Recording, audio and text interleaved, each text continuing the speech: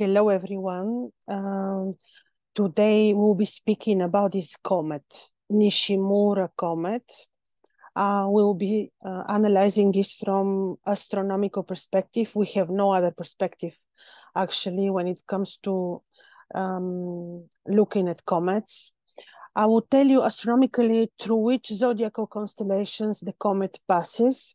I will give you some astronomical details, and then I will tell you how the ancients would analyze this particular appearance of the comet.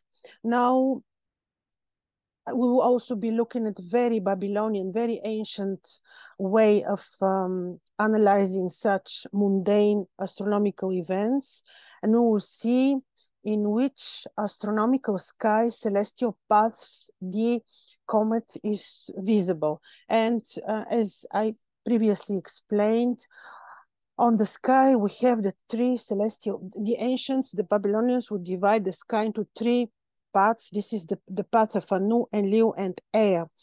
And according to the appearance of a star or comet in one of those three paths, we would know which parts of on Earth the comet will be influencing the most. Also, very important detail to take into consideration is that the comets are analyzed by their colors, and the color that the visible color to us from our naked eye perspective. It means early in the morning, as far as I understood, we watch with naked eye the comet, and the color that we see, this is the color that will this is actually the vibration, because the colors are also vibrations.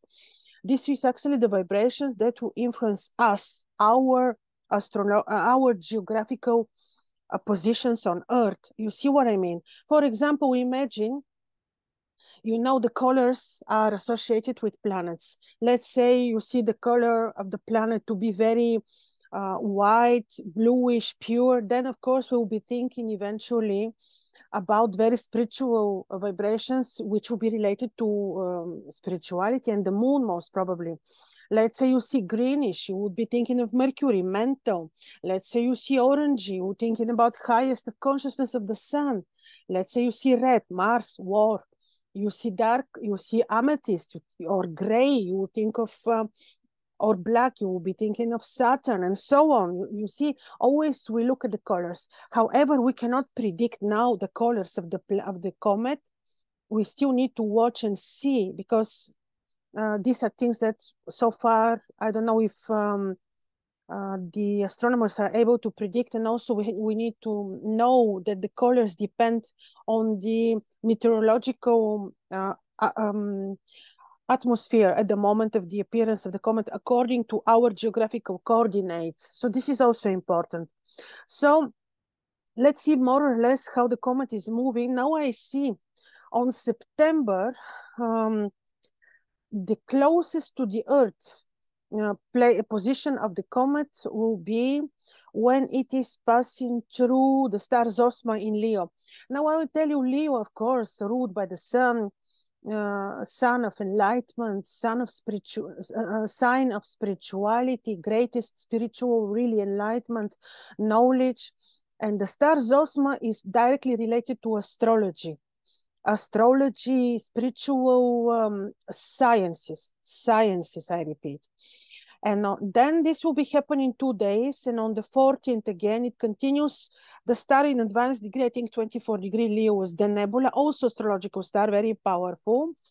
And on the 15th of September, the comet will be entering the Virgo, the constellation Virgo. There it will stay 2 days, and on the 17th reaches perihelion, still in the constellation of Virgo. Perihelion means closest position to the sun. We will not be able then to see it, certainly, because the sun is burning everything with his rays. And on the 21st, it's long. It is, I think it will be leaving Virgo. So you see, from the 12th to the 21st, somehow we'll be able to see the comet. I think on 8th September, people already from 8th of September, people would be able to see with naked eye. When it is, like I told you, when it is so near the sun, I'm not sure if we'll be able to see anything. But this is also not so important for the moment. We can watch and try to see. If you remember, though, in 2020, I don't really remember the month. The previous comet. Sorry, I just forgot. In 2020, you all remember when we were involved in the beginning of the pandemic situation. We had also a comet. I remember I even made video back then. And again, same pattern, we would be analyzing the color. At that time, I think, of course, the color would be seen differently from the different geographical positions, but I think it was related to high level of spiritual awakening. Fact, we can say this is so, but could be that also the appearance of the comet back then influenced the heavy events which took place back then and even now in the world. Now, let me tell you why I think so. After these 2 years, of course, we don't have much experience with comet. It is also not possible to have. But let me tell you how the ancients would look at the comets. Now, I have here translation of text in from Akkadian cuneiform, and basically there was a comet.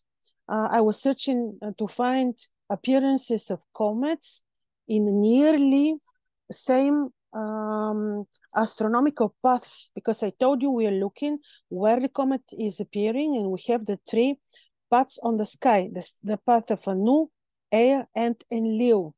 And back then, maybe 2,000-3,000 more, 3,000-4,000 years ago, there was a comet called the Raven, Ugaga, which also appeared in the path of Anu, as it is happening now. And it is also, they also would consider back then, why they would call a raven the comet. Let me tell you, because it is ill-omened bird of the sky. Ill-omened bird of the sky.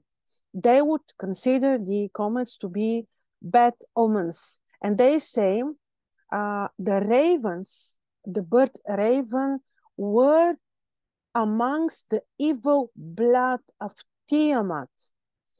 Now we have to, of course, go very back and remember the mythology. Tiamat, the mother, the grandmother of Marduk. Tiamat is the mother of the human genome. You can read the story. It is the creation myth, Enuma Elish, when you can read a lot about Tiamat. But anyhow, they considered her evil because at certain point she wanted to destroy humans because they were nosy. Don't take this nosy literally. Everything is encoded in the Babylonian myths. And Marduk, Jupiter, destroyed his grandmother Tiamat. And see, ravens were amongst the evil blood of Tiamat. Why Tiamat again? Because, and the blood of Tiamat, because it is related to destruction, her desire to destruct human beings. So this comet has some similarity. I read more recent texts of William Lilly to see how he would look at comets. I think he would be looking at aspects, of course. Okay, if we look at aspects astrologically, then this comet will be receiving Saturn opposition at certain point, would also make conjunction with Mars. So it has also not very friendly aspect. So we have reasons to consider that this comet will be bringing evil omen. Let's see how, of course. Well, there is the friendly aspect, like by trine from Jupiter. This gives me a lot of hope, of course. But you see how the ancients would look at comets as evil omen, and that's it. It is hardly to find texts which would consider the comets as very as a good omen, and the more shiny, the more visible they are, the bigger the influence. So maybe we should hope the comet not to be easily visible. Maybe it would be a good sign if we look at the comet and we don't see it in our geographical region. I'm telling you, this is my thought. Because the shinier, the more colorful, the more in red or amethyst or gray or black, the black, of course, black it cannot be, the worse for us. Anyhow, it is possible that this comet will have difficult impact on us. Also, if we count the days from 8th of September until, I forgot, let me see, which is the last eventually, they say most probably 21st. These are many days. These are 12, 13 days. 12, 13 days of appearance of a comet would mean 12, 13 years of influence on Earth. If I think, this is of course my thought, if it is not that shiny, if the colors are really dim and we don't notice it, hopefully, it would mean eventually to count this in months. This is my consideration, but we will see. We cannot really be very precise in such type of analysis. Now, to go back to the passage of the comet in the path of Anu. Now, again, I'm making comparison with what happened in the past. Path of Anu is very, very much related to Akkad, ancient Akkad, which most probably, with very big probability, is contemporary Europe. This may mean heavy beginning of fall of Europe, ladies and gentlemen. I'm very sorry to say it because I live in Europe too, but this is not a good sign. Very bad sign for Europe, because Akkad is most probably, it's most probably because you see these are very serious astronomical and historical connections. This will be Europe. If so, we will watch the complete fall of Europe, eventually European Union, European institutions, hopefully, because they're satanic, and I say it openly. Anyhow, any fall or destruction is bringing fresh, beautiful new beginnings, so we shouldn't be regretting. Of course, on another level, when we see this comet passing, starting from Leo, completing through Virgo, these signs, these ascendants, Leo, Virgo, will be influenced. Now, we shouldn't be worried, people with ascendant Leo, especially, or Virgo, we shouldn't be so worried, but we should be a little bit more careful. This comet passing through our ascendants could bring sudden changes in our lives. I think we should be remaining very spiritual, very wise, very balanced, but we see how this comet will influence us. Comets always existed since forever, so nothing new under the sun. Let's see what will happen. Hope to hear your comments. Hope to hear, after you watch this video, please let me know if you saw the comet, where are you from, and in what colors you saw it. I will be watching too.